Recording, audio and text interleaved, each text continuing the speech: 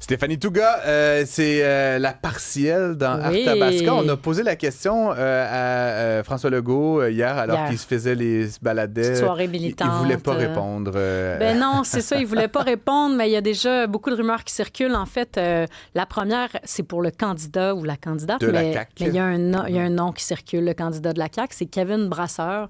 Kevin Brasseur, qui est l'ancien président des Jeunes et l'actuel président de la Chambre de commerce dans la région. Donc, une candidature quand même intéressante, locale, contrairement à Alex Boissonneau de Radio-Canada, qui est maintenant candidat pour le PQ, ou encore Éric Duhem, qu'on aurait pu penser qui se présente dans la capitale nationale. Je pense qu'il attendait patiemment le départ d'Éric Kerr pour aller remporter ce siège. Ouais. Et il a courageusement, je vais le dire, décidé de faire le saut dans Arthabasca. C'était vraiment pas gagné d'avance. Mais quand on regarde le dernier sondage, le Palace Data, qui est sorti la semaine dernière, si je me trompe pas, le Parti québécois, ou le segment, je me mélange, je suis pas certaine.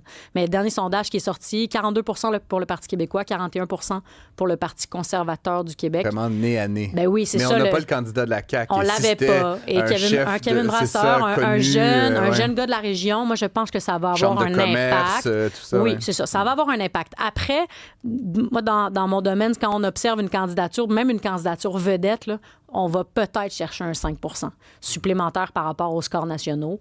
Rarement plus que ça. Bon, la trame de fond, c'est que la CAQ, ça va pas super bien. Là, écoute, je veux dire, quand on regarde ce fameux sondage-là, la CAQ est environ entre 3 et 5 des intentions de vote dans ce comté-là. Pour rappel, Éric Lefebvre, aux élections générales de 2022, a gagné à 51 ouais. Donc, il y a quand même un 45 de débandade de la CAQ. Tu as vu Québec 125 là, qui a fait un genre de projection des sièges et qui donnait à la CAQ possiblement 0 siège. Exact. Bon, je mets quand même un bémol. Les agrégateurs de sondage, c'est vraiment intéressant. Puis moi, je les regarde religieusement parce que c'est comme mon bingo à moi. Ouais. Mais dans la vraie vie, les agrégateurs de sondage, il faut les prendre avec un grain de sel parce que des sondages, c'est une photo, disons, c'est un Polaroid là, de la situation au moment où ça arrive. Donc, tout ça, ça bouge vraiment vite. Mais n'empêche, c'est quand même frappant de dire une super majorité pour la CAQ en 2022 avec 90 sièges. À zéro. À zéro potentiellement. On n'a jamais même vu si ça. C'est 15. On n'a jamais vu ça. Ben non. Zéro. Non. Un parti qui disparaît. Non, puis surtout,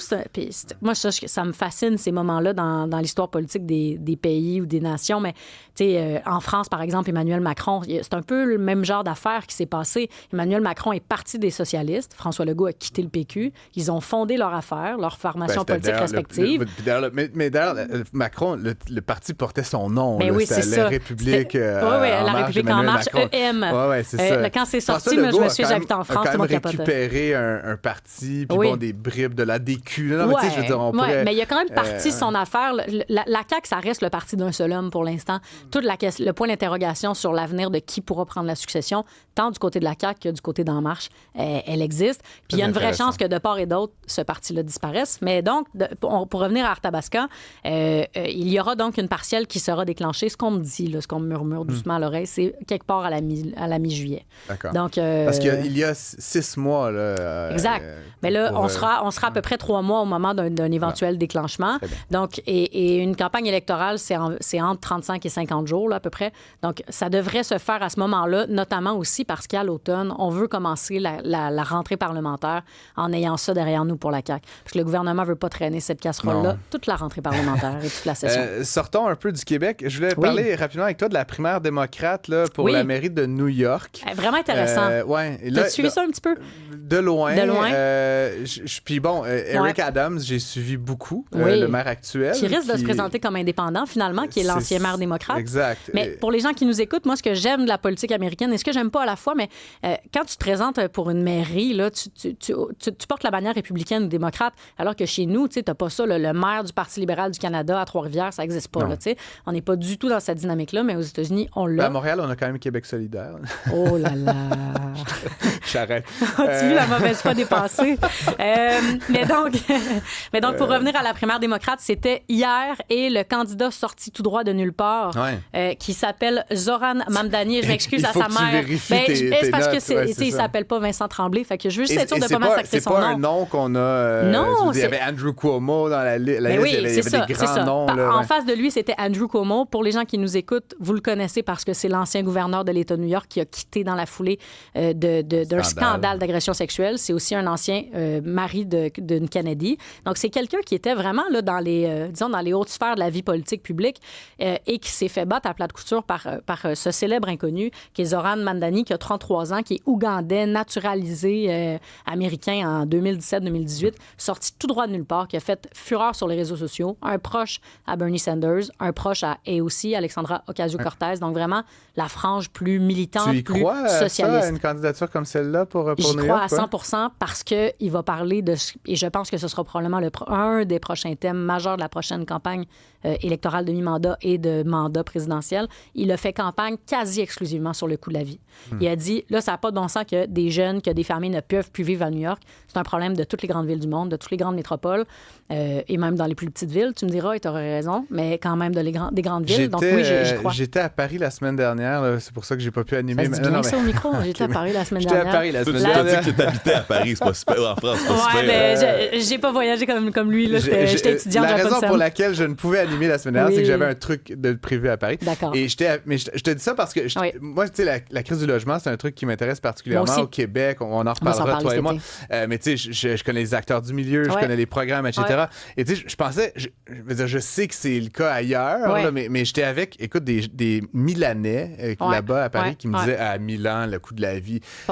Des Norvégiennes, deux filles de Oslo qui me disaient, on est, tu sais, des banquiers, là, pas des gens qui ont de l'argent. On a déménagé en banlieue, on pouvait plus acheter dans la ville, tu sais. Et donc, c'est vraiment un problème là, à l'échelle de la planète. Mais évidemment, absolument. New York, là, on peut s'imaginer que je n'ai pas vérifié le coût du logement récemment, mais tu vois, je connais quelqu'un qui maintenant travaille à New York, qui travaille pour un fleuron québécois qui est maintenant à New York. Puis il me disait qu'il est dans le West Village, un tout petit appartement, un studio, là, ça coûte 4 000 US par mois.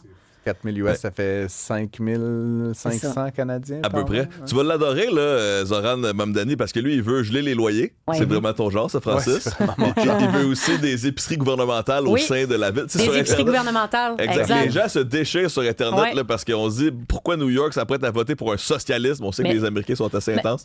Mais en même temps, je pense que c'est très décomplexé de sa part. Hein. Il assume où est-ce qu'il loge. Oh, oui. S'il était là, si on l'invitait, puis on lui disait vous êtes un socialiste, probablement qu'il dirait tout à fait.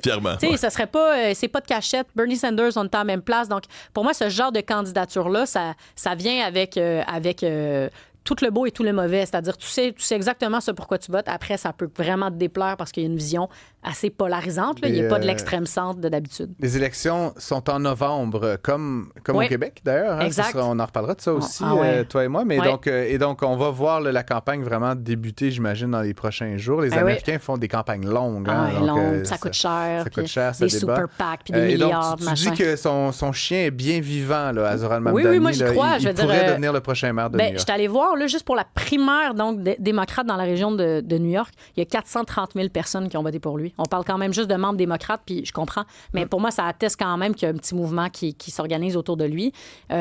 Puis que les centristes démocrates, ils ont eu des échecs sur échecs sur échecs sur échecs. Là, Hillary Clinton, Joe Biden, ça a été fastidieux. Kamala Harris. J'ai l'impression que la frange plus radicale à gauche va vouloir... peut-être un indicateur pour les élections de mi-mandat. Donc, on va suivre ça avec le plus grand intérêt. Stéphanie Touga, merci. On s'est d'ailleurs fait une petite liste de sujets là, pour les prochaines semaines. Donc, c'est parfait. Merci. Salut.